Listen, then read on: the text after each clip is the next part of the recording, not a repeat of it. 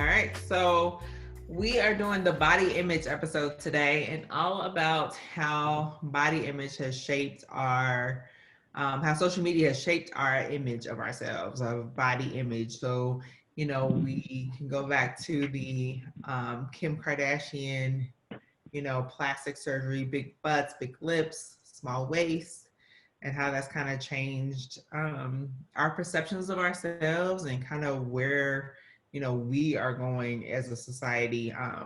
One of the things that shaped all of us is what is our college. So I wore our college t-shirts. I wore my Spell House t-shirt. I went to Spelman. Loved it. Absolutely one of the best experiences of my life. I talk about it all the time. If you watch the C4PEMD, I probably mentioned at least once that I went to Spelman. It's important to me. It's part of who I am. But that's why I wear the bright lips, the big earrings. But that's also why I don't really trip about my clothes all the time. You may see me in some sweats. You may see me rocking some Timbs because I am who I am and I'm comfortable with myself. But my body image was definitely formed before social media came about. So I'm gonna let Dr. Kristen take it away. Hey everybody, I'm Dr. Kristen, and like Dr. Tamika said, we are definitely repping our schools today.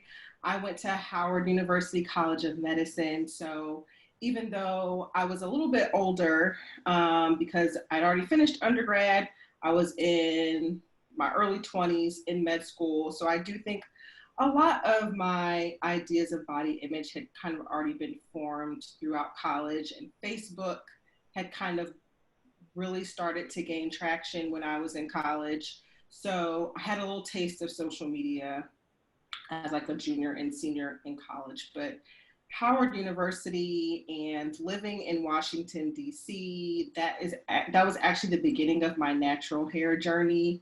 It was when I got to Howard that I was like, why am I putting this perm in my hair? And I just quit cold turkey. And that was 14 years ago. So would I have started my curly hair journey or my natural hair journey if it weren't for being at Howard University? I probably would have eventually, but I definitely know that being there at the time that I was there, it really helped motivate me to and actually make me think I could do it. Because before I was like, I don't know how to do curly hair. It was easy for me to relax it. So I'm proud to be a Howard University graduate. And yeah, we're excited to chat with y'all today. Dr. Amber. You in the house. What? Ain't you? We terrible. Hey everyone, I'm Dr. Amber and I'm representing my undergrad institution, my alma mater, Northwestern. Go Wildcats! Woo woo! I think as I reflect back on my college experience and thinking about body image, I don't know if it was my college experience that necessarily shaped my views about body image, but I know that when I was in college, social media wasn't a thing yet. I guess I'm really revealing my age. And so, the things that I looked to were my family members or Jet Magazine or Essence Magazine or Ebony Magazines for what my ideas of beauty were at that time. I rocked with the creamy crack all through college. It really wasn't until I was at the end of medical school that I decided I was going to, quote, liberate myself and just chop all my hair off and go natural. So it's definitely been a journey in terms of appreciating being comfortable in my skin. But it took a while to get there to feel comfortable in my skin. So I'm looking forward to this episode and talking more about that.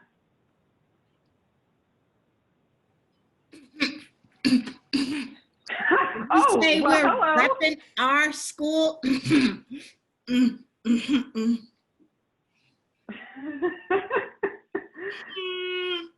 We got a little history in the making. If anybody know what New Rockney is, you know we only rock with the best because we started with New Rockney. That's Notre Dame Irish in the house, baby.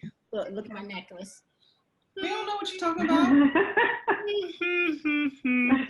Yeah, that's Black Irish till we die. Anybody out there know what BAMD, Black Alumni of Notre Dame, baby, class of 99.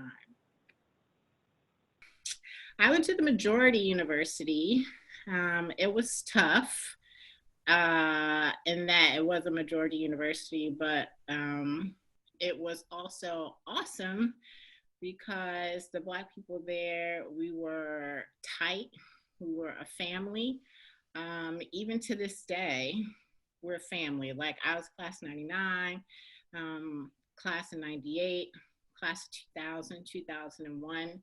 You know, we don't see each other for 10 years. We pick up where we left off. It's like this. So I missed the HBCU experience. I didn't have that. We didn't have Greek life on campus because Notre Dame football is such a huge, huge deal that there's no sororities or fraternities on campus. But at the same time, I don't avoid at all. My mother's Greek. You know, my friends are Greek. My family is Greek. I'm just me, find me, yo. And I love my school. The network has definitely opened a lot of doors for me. I was a Black cheerleader. They call me Brown Legs. You know, shout out to NBC who used to pan all 6 of us, and then they got to me because I was the shortest. They got to number 6, and they're like, "Oh, we're not gonna film because she's the Black girl." But everybody saw my brown leg, so that's how I got the brown leg comment. So that's anyway, a whole other episode. That is a whole other episode. But you know what? We are going to talk about body image with respect to. I'm just going to talk a little bit about society's perception on what's normal. So for example, being a cheerleader at a majority university and being a Black girl, the BMI calculator was always based upon the Anglo-Saxon body.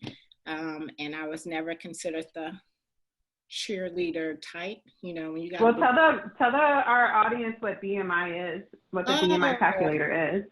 BMI. So, you know how when you go to get your annual exam and they tell you to step on the scale and you like, is that really necessary? Anyway, it's a calculation involving your height as well as your weight in pounds, and it standardizes what your norm should be according to weight and fat and height.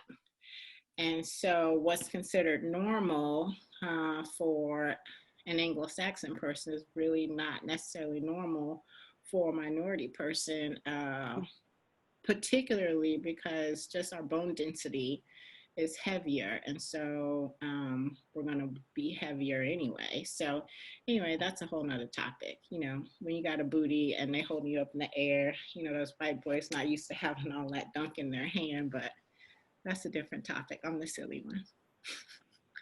Lord Jesus. What an introduction. Oh, you know, we have to say the best for last, indeed. Oh, goodness. So, oh, Lord. Speaking of body image, how do you guys think that social media has changed so we're talking about college, kind of how college shaped who we are, how it shaped our body image, but how do you think that social media has now shaped your body image? So this is my thing. This is what I think is like really the turning point when it comes to social media. So if you think about the images that were always in front of us before social media, actresses on TV, models in magazines, on commercials, etc. And in your mind, you can say, it's okay, I don't look like her because she's a model or she's an actress. You know, she's paid to look good. And so forth and so on. But then when it comes to social media, these are your old high school friends you're seeing. These are people you work with. So now you are starting to compare yourself with real people. And I think that's where you start to get into that danger zone of really comparing yourself to other people, wanting to look like other people. And there really is a fine line between wanting to look your best and wanting to look like someone else. And I think the difference of who you're comparing yourself to, real people on social media versus before social media, when it was like, oh, those actresses and models, they're not real. Dr. Lakeisha?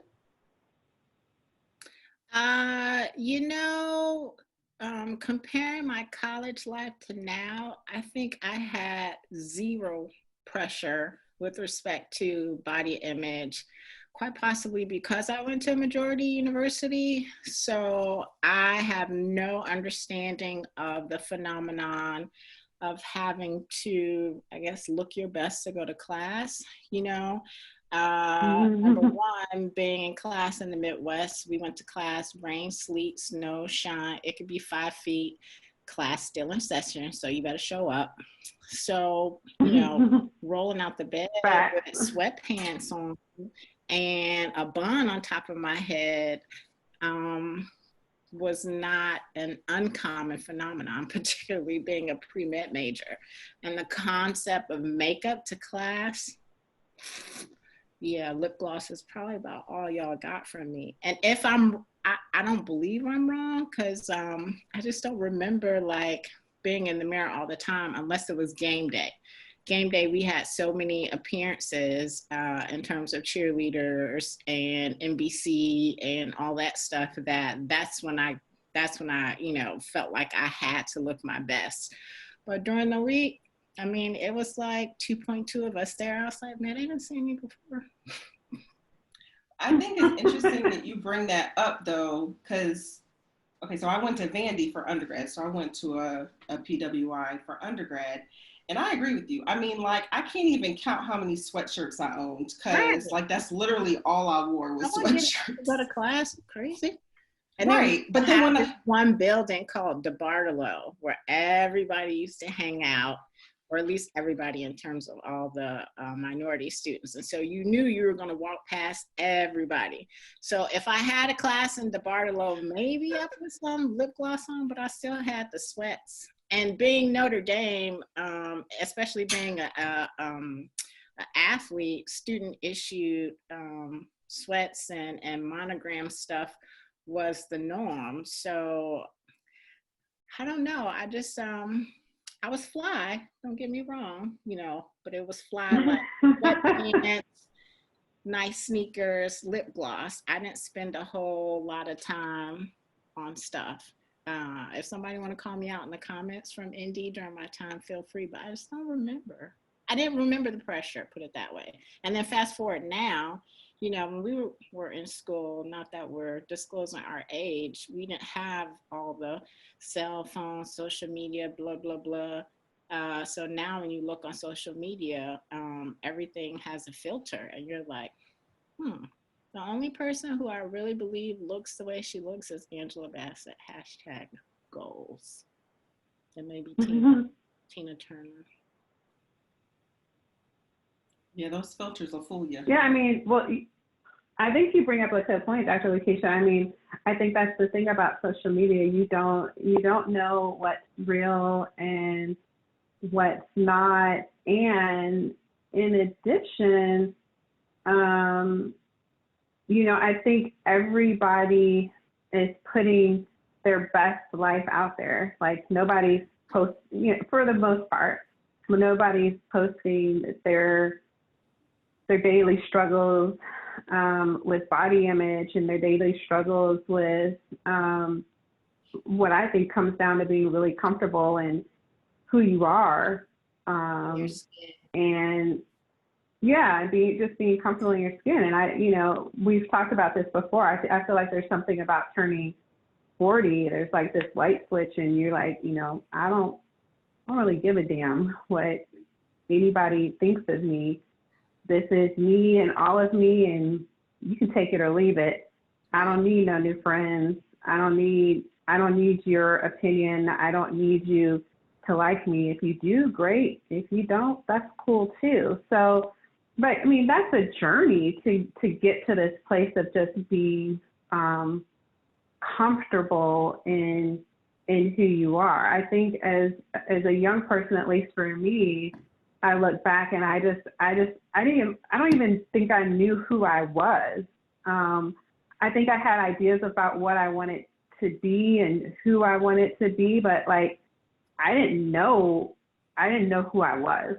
So I probably struggled more with just like, who am I, navigating life and relationships and goals, and just trying to figure things out, where I'm still, to a certain degree, I still feel like I'm trying to figure things out, but I'm just more comfortable with it. I'm more comfortable with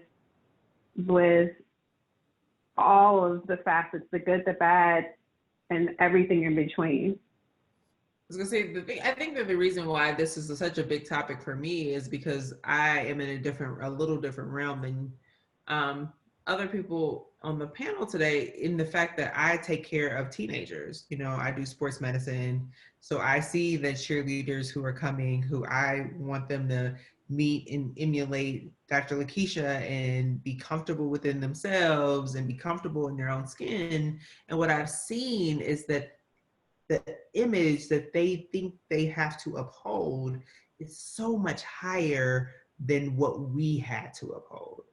Like, even though I went to Spelman, I went to an all-girls school. I didn't have to get dressed up to go to school. I was going to class with a whole bunch of women. I'm getting dressed up for. Like, no, I ain't doing that. But other people did though, right? No. Spelman? What? I went to med school with a girl from Spelman, and she wore heels to class every day. No. Not when we was maybe in med school, but in college, no. Like, mm-mm. Wow. Now, if it was Fashion Friday, freshman and sophomore year, you still lived on campus, maybe on Fridays you went to your dorm room and changed your clothes, but no. On a regular basis, I wore sweats every day. Yeah, I think that it's harder for girls today because they have to pay attention earlier. Absolutely. Yeah. Everything is recorded in their lives. Oh yeah. Whether it's the selfies or, like TikTok. we didn't have to worry about people recording us at college parties and it being on the internet the next day. That's a lot. Tough. And then a different kind of pressure. It's like, y'all know, I just joined social media 5 years ago. And so having the thought of social media while you're in college, figuring out what you're supposed to do with your life. While you're in middle school. That's crazy. I mean, high school. I know we had, what was it? What was the thing we had, y'all? We didn't have nothing. Black Planet. But that MySpace. Black Planet. Black Planet. I thought that was it, but then I was like, was it called Planet? I couldn't remember. There was something after Black Planet though. There was what's the other one? Oh gosh. Like right before MySpace? Facebook. MySpace? Yeah, that one, MySpace. Yeah, I wasn't on any of that. Now it's like Facebook, Twitter, Tutor, Peter, Instagram, TikTok. I can't keep up. What are you guys gonna do or teach your daughters about their body image? Yeah. Off of what you see or what people see in social media?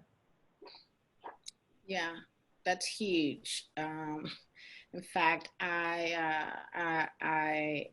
actively in that sort of age range now. My little girl is 8, and I remember maybe the age of 4, I want to say, she started asking questions because her sense of innocence, I'll say, with respect to differences was shattered at the age of 4 on the playground. I'll never forget, a little white boy came up to her. I had her hair in these cute little 2-strand twists. Her hair wasn't that long, and maybe like this, but they all kind of came down. And he came up to her and kind of, tapped her on the shoulder and touched her hair, which is a no-no. We need to start teaching other types of children young. You don't touch Black girls' hair, okay, unless you get permission to. But anyway, she touched her hair and was like, "Are you a girl or are you a boy?" And I was like, my heart sank. And ever since that day, whenever I would try to two-strand twist her hair, she didn't want me to. She started questioning her looks at the age of 4. And so I find that it's important to instill self-confidence with her. And how I do that is by always telling her how beautiful she is, by showing her different shades of melanin. It's helpful that my life exemplifies different shades of melanin just in our friendship and in our children. And at the same time, I try to exhibit myself in my hair, what I want her to perceive as beautiful. So it was around that time frame that I started growing out my creamy crack, that I started wearing the 2-strand twist, that I went natural, because I wanted her to see that, baby, mommy is just like you, and beautiful is beautiful, and that's what you are. I don't think you can necessarily say it, because children learn more from observation than they do from listening. James Baldwin, I think it's James Baldwin, said, that don't be upset when your children aren't listening, because they're always learning through watching you. And so, just showing her images and imagery of beautiful Black girls and beautiful Black women, I think has instilled her confidence. And maybe I've kind of overdone it, because you can't tell my baby nothing now. Sometimes chill, boo, chill. I'm 30. Yeah, but I mean, that's clothes. Yeah, but they are definitely watching us. I'll never forget the first time Grace was like, "Mommy, I want you to straighten my hair like yours." And I was like, back to the curly. And it's not to say that I don't ever wear my hair straight, or that there's something wrong with straightening your hair, but it just put things in perspective for me. Like, how can I expect my daughter with naturally curly hair to be proud of her hair if all she sees is her mom straightening hers?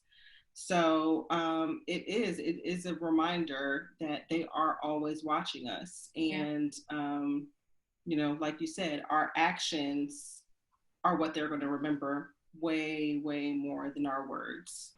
Right. So I had a situation when we first sent my oldest to kindergarten. It was at the height of Frozen. Oh, Lord. And so, she was already like obsessed with Elsa, and I was feeling some kind of way about her being obsessed with Elsa. And so then she went to school. She goes to a public school for this town that we live in. It's a fairly diverse school, and we were very intentional about choosing it. Like, there was over 80 languages and 80 nationalities represented in the school. Anyways, long story short, she befriended a white girl who had blonde hair. And so she came home very early in kindergarten and was like, "Well, Mommy, I just want straight hair, and I want it to be yellow, like my friend's hair and like Elsa's hair." And I was just like, "Oh my goodness, I'm failing my daughter." She wants, she's not embracing her hair.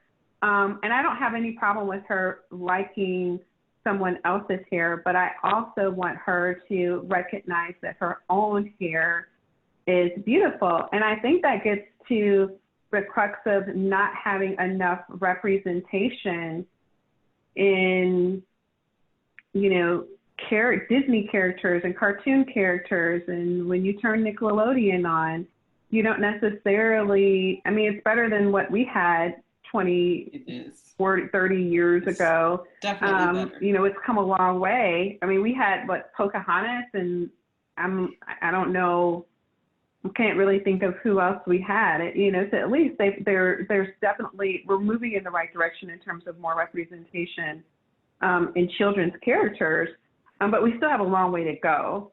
And so that Elsa, again, that Frozen Elsa phase was just really tough.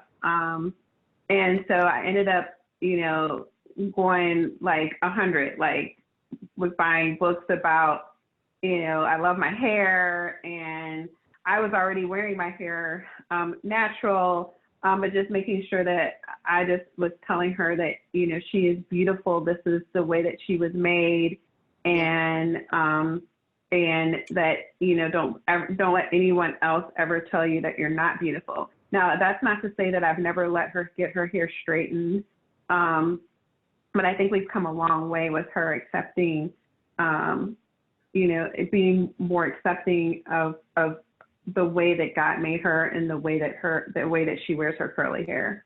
Yeah.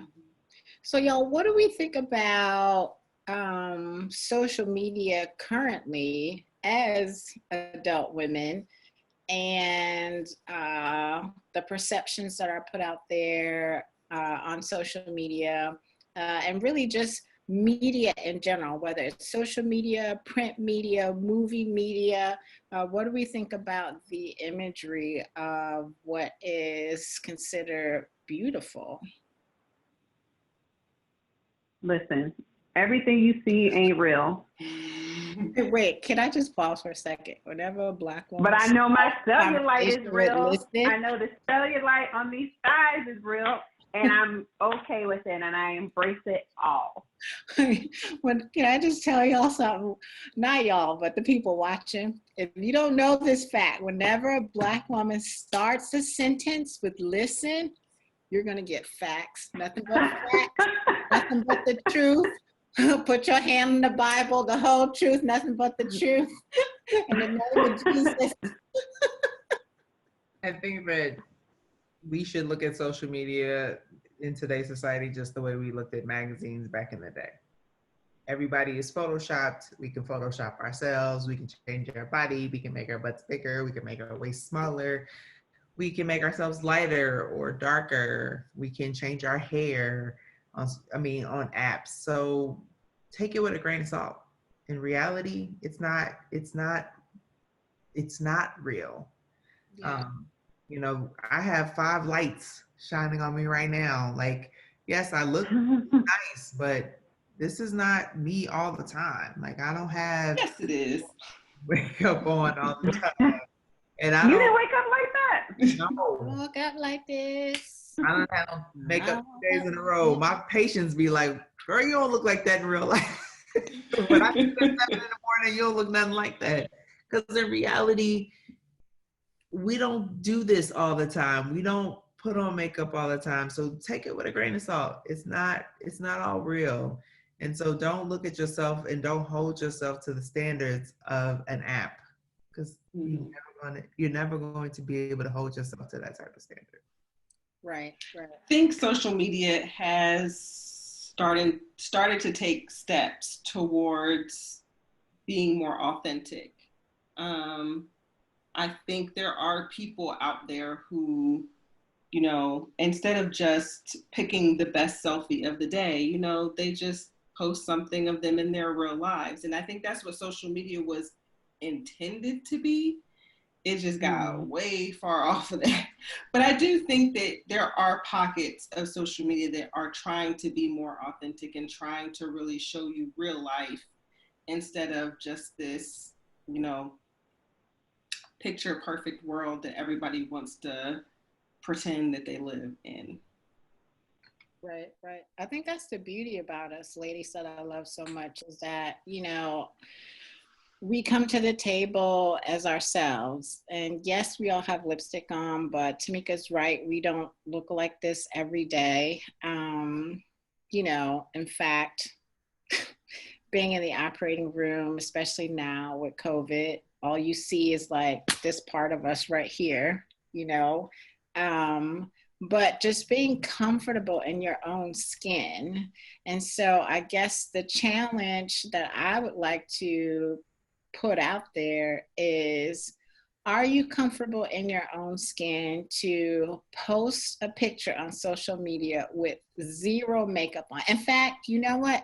Hashtag challenge, CapeMD challenge. When we turn this off, when Facebook Live is over, tomorrow when you wake up, after you've, you know, I'm not even gonna say after you've washed your body because nobody's gonna smell you. When you wake up, I challenge you to post an au natural picture of yourself from the face up, like no filters, no anything.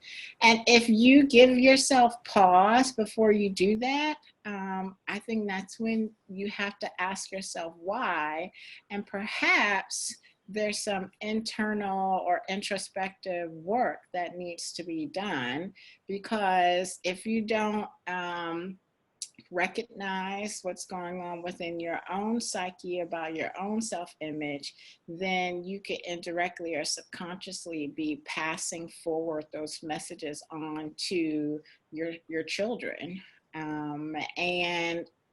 You know, they say birds of a feather flock together, which means that you attract what you put out. So whatever you're thinking consciously or subconsciously, those are the people who you attract in your circle, in your world. So that's the challenge I'm gonna put out there. We're gonna call it the CapeMD, what are we gonna call it, y'all? No filter challenge. Yeah, CapeMD No Filter Challenge. We're gonna start that tomorrow. I'll be the first. Mm-hmm. Yep, we're gonna let you. You know, I think there's some, you know, in terms of health implications, I think there's some serious health implications that are associated with, you know, body dysmorphia, you know, eating disorders. I took one of my daughters to the pediatrician a couple weeks ago for an ear infection, and I was just asking the pediatrician, you know, how things were going, especially with the pandemic. And she was saying that she was seeing her teenage patients presenting very early with eating disorders. And so it's like, if teenagers weren't already having enough problems and pressures prior to the pandemic, it seems like they've been exacerbated by the current situation. And so she was saying, you know, depression, body dysmorphia, eating disorders were like this. So it's definitely real. And like you were saying earlier, Dr. Tamika, real with our teenagers and our young people. Dr. Amber, can you tell everybody what body dysmorphia is? I think body dysmorphia is just, you know, in general, having a idea about what your body should look like that doesn't, you know, this reality versus what you, an unrealistic expectation, and chasing that unrealistic expectation in ways that manifests as at times being unhealthy. And words matter, you know, the way that we talk about ourselves around our children matter. And so, you know, if you are talking negatively about yourself, intentionally or unintentionally, you know, your children will pick up on that. And similarly, if you are modeling healthy behaviors, you know, Mike and I love to ride our bikes, and so our little girls are starting to learn to love their bikes too. So just, you know, like someone was saying earlier, the importance of modeling the behaviors that you hope that your children will adapt, those healthy behaviors, is really important. And then just watching the own words have so much power. Yeah. And so we really need to be just very mindful of the way that we're talking about our own self-image or about the, commenting on the image of someone else. Yeah. Dr. Kristen and Dr. Tamika, what are some, let's do some bloopers. What are some words or some comments that you've made that perhaps Grace or AJ or RJ or Asher are repeating now that you're like, oh Lord, wow. I can't really think of stuff that they're repeating, but I will say both of my children love to comment on my body. Let's talk about that. How these kids are way too doggone honest, okay? I'll, be in my bathroom, minding my own business, and they'll be commenting, Mommy, your tummy is so soft. I love how soft your tummy is, Mommy. And, I'll be like, yeah, it's because your two little big heads was in there. But I try not to negatively react to it because I don't want them to think that I'm ashamed of the way my body looks. So I'll laugh it off. I'll, smile about it and be like, yep, Mommy's tummy sure is soft. But I don't want to be like, dang, why would you say that? Like, Right. You hurt Mommy's feelings. Like I don't want them to think that I'm ashamed of that. So, them little they hit you with that. Do you have another baby in there? No, ma'am, I do not. I do not. They so disrespectful. Disrespectful, girl. Very. Leah will come up to me and her dad talking about, oh, squishy. Or they just lay their head there like it's a pillow. Be like, nice. Like, this is great. RJ's my king of telling me. He checks me all the time. I think I look cute. He'd be like, I don't know, Ma. Well, ladies, we have had a delightful conversation. I hope our audience has had just as much fun as we have watching. So stay tuned because our next live we will have a guest physician who's a plastic surgeon. That'll be our next Facebook Live. So that if you do decide that you want to do something, hey, do you? Yeah. That you'll be able to do it healthy and armed with knowledge. So stay tuned for that. And then next Thursday, we will be live with Black with No Chaser. So that'll be exciting. So join us then and get to learn more about the C4PEMD and what we're up to. Yes. Everybody follow us on social media. That's Facebook, that's Instagram at THEC4PEMD, the C4PEMD. And shout out to Black with No Chaser. Cirillo, thank you for having us. Y'all go follow Black with No Chaser as well. It's going to be awesome next Thursday night. I think that's it, y'all. Bye. Don't forget who's the best in the land. Peace out. Who's the best in the land? Northwestern Wildcat. All right, bye.